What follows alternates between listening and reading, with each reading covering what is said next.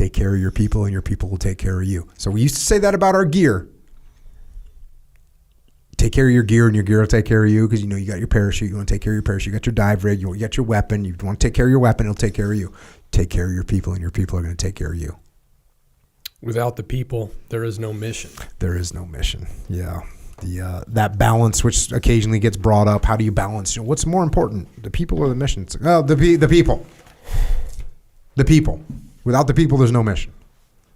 And if you have one mission that you're going to do, I guess you can put the mission above the people, but you're not going to be in that situation. You're not. So the people come first. And by the way, this is important. If there's alignment in what you're doing, what your mission is should help the people. So when you're in combat and you're going out and you're taking the fight to the enemy, well, guess what? Now you can win the war. Now you can get the people home to their families. Now we can protect the world from fascism or from Nazism or from the Imperial Japanese Army or from communism. That's what these things are doing. So when you're out there a soldier, you're taking care of your people by helping to win the war. Those should be aligned. That's why you had disalignment or unalignment in Vietnam, where people are saying, hey, wait a second, Vietnamese aren't doing anything to me. I don't care if this is communist or not. It doesn't affect me. And so we're not aligned. It's a problem. Some people, the people that were saying, hey, we believe in the domino theory, we think it's all going to fall down, we need to stop communism here, those people were aligned and were proactively fighting the war. Some people weren't. Same thing in a company. If I am trying to build a factory so that I can take my people and put them in a better situation where they have better working conditions, it's going to help them. If I'm trying to get my team to sell more widgets, well, Jason, how many widgets did you sell? Well, I only sold 3. Well, hey, Jason, you need to sell more. Why? Well, because I want you to be able to save money for college, for your kids. Oh, okay, yeah. So the better you do, the better we do.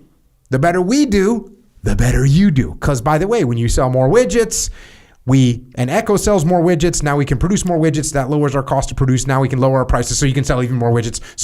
So the mission and the men should be aligned. The mission and the people should be aligned. The goals should help. If what I'm doing is saying, hey, Jason, sell more widgets, and you say, why? And I say, because I want to line my pockets more, we're not aligned. We're not aligned. But if I'm saying, hey, sell more widgets so we can lower the price point, so you can have more job security, so you can, get a down payment for your house, all those things. We want things to be aligned. When they're not aligned, that's when we're going to have problems.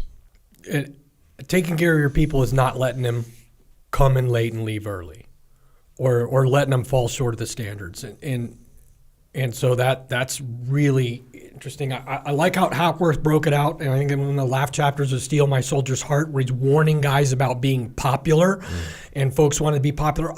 Yeah, I'll just let them smoke cigarettes because they want to smoke cigarettes on watch, and then they get killed. Being popular is not taking care of your people. And when you try to maintain a standard, you're making them better people by bringing them up to a standard. It helps them. Yeah. It helps them stay alive. The contrary to that is, or the opposite dichotomy of that is, hey, I'm just going to impose my rules on these people. They're not going to know why. They're not going to know how it helps them. They're not going to know that smoking in a watch position at night can get you killed by a sniper. So instead you just mandate these rules, and hey, I don't care if I'm popular or not. That's not a good attitude to have. If you're not, look, you shouldn't be doing things to be popular, but if people don't like you that work for you, that's also a problem. That's also a problem. And if what I just said makes you shudder a little bit and think, I'm not sure if I'm on board with that, you need to check yourself. Quite frankly, you need to check yourself.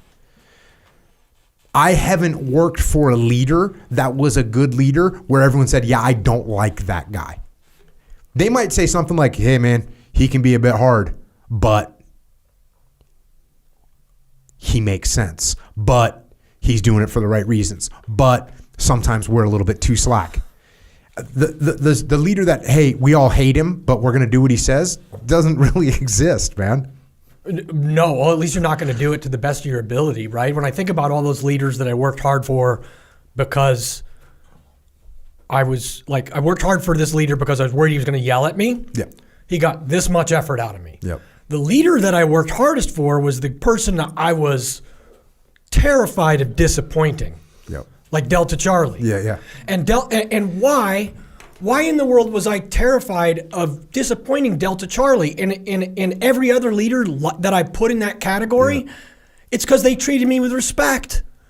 That's all you got to do. So treat everybody with respect, and then your life is going to be that much easier, especially your subordinates, because they're going to work hard for you because they'll be terrified of disappointing you. Yeah. And then, okay, well, what if they're just going to take advantage of you? Guess what? There's going to be some people that are going to try. There's going to be, you got a team of 20 people. There's going to be 2 or 3 of them that are looking to cut corners, looking to slack off. That's true. It's true in a SEAL platoon, for crying out loud. In a SEAL platoon where they go through Hell Week and they go through buds and they're highly selected and all that stuff. Yeah, some of those people get to a platoon and they don't want to do shit. Yeah. They want to freaking cut corners. They want to go home early. They don't care. That's what happens. You get those guys in a platoon, and they might not commit hanging offenses, right? They might not skip work or, leave their weapon unattended or something like that.